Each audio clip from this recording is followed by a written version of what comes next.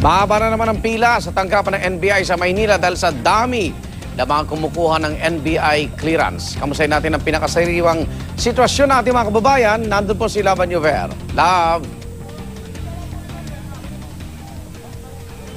Nako, Igan nga, eto, napakahaba na agad ang pila nitong mga kumukuha ng clearances, ng kanilang mga clearance. Kahapon, Igan, ay umabot ng hanggang 2 street.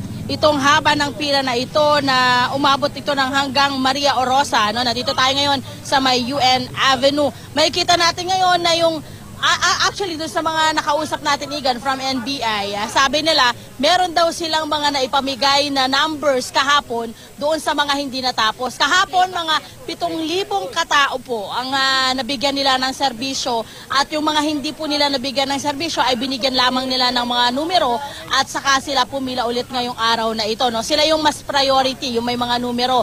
At sunod-sunod pa rin po. Ang maganda rito, Igan, merong pila para sa mga lalaki at merong pila para sa mga babae naman. Yung mga para sa mga babae, hindi na po sila binibigyan ng numero, mas na-prioritize po silang makapasok. Halimbawa ngayong umaga pumila sila at wala naman silang numero, pwede naman po silang makapasok. Salitan yung pagpapapasok, may pila para sa mga lalaki at pila para sa mga babae.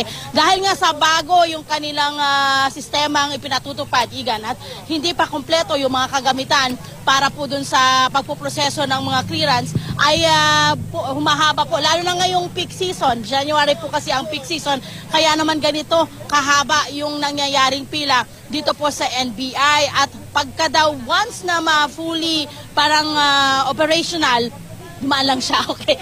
Fully operational po yung ating mga software, system, pati na rin po yung mga kagamitan dito sa NBI, ay magiging maayos naman din daw yung ating pila at mawawala raw ito. Medyo ito, Igan, ang kiniklaim ng NBI, nabawasan na raw ng kaunti itong pilang ito dahil na rin sa may mga dumating ng mga bagong computers na tutulong para nga mapadali yung proseso ng pagkuha ng mga NBI clearances. Kailangan nyo ng sa ilalim ng bagong sistema, 5 steps na lamang ang kailangan pagdaanan ng aplikante sa pagkuha nila na dati ay 11 steps.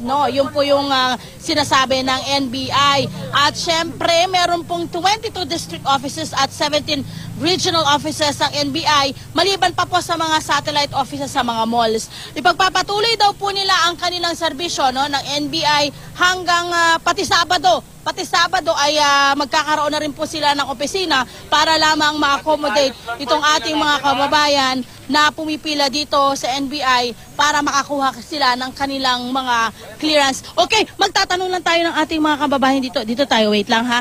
Okay.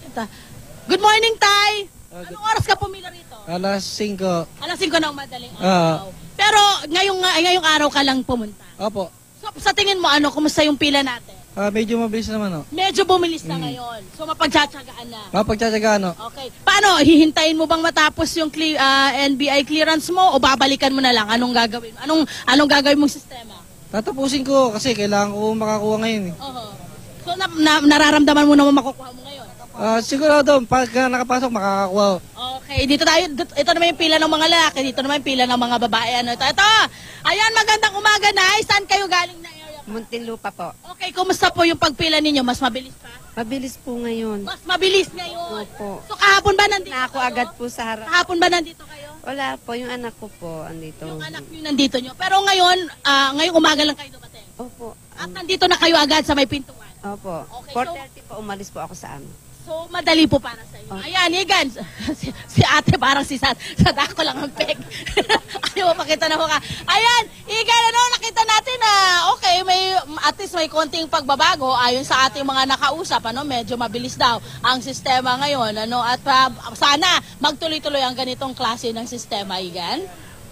Kung merong mga nasa mall, ba't hindi, kumbaga, ipaalam sa kanila para mabawasan? Kasi wala akong nakikitang pilat doon sa mga mall, di ba, Lab?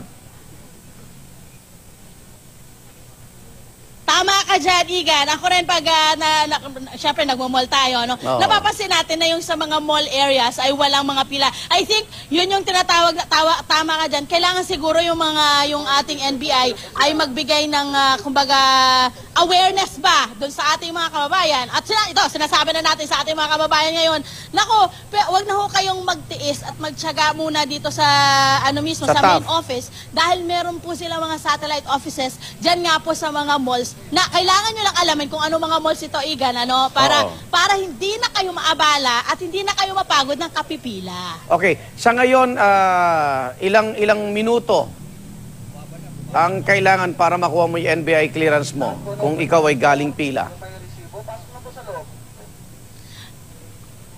Sabi nila, Igan, ito ang claim nila, 30 minutes daw kada tao. Kada tao. Oh, at hanggang kailan magiging ganyan ang sitwasyon?